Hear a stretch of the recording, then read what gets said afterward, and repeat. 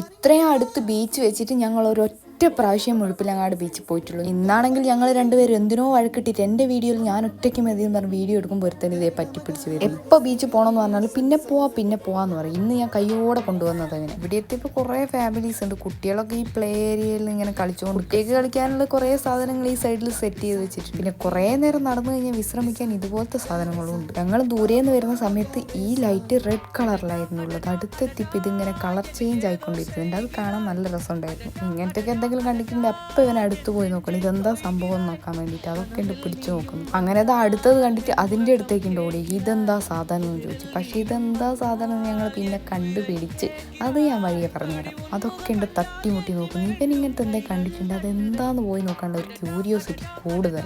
Bathroom ആയിരുന്നു ഞാൻ നോക്കിക്കൊണ്ടിരിക്കുന്നത്. ഇവിടെ ഡിസേബിൾഡ് ആയിട്ടുള്ള ആളുകൾക്ക് പ്രത്യേക ഒരു വാഷ്റൂം ഒക്കെ ഉണ്ട്. പിന്നെ ഈ നേരത്തെ കണ്ടിരിക്കുന്ന ഷെൽട്ടേഴ്സ് കുറച്ചങ്ങോട്ട് എത്തിയിട്ടുണ്ടെങ്കിൽ വളരെ കുറവായിട്ട് എനിക്ക് തോന്നിയിട്ടുണ്ട്. അതെന്താ അങ്ങോട്ട് നടക്കുമ്പോൾ ആൾക്കാർക്ക് ഇരിക്കൊന്നും വേണ്ടേ?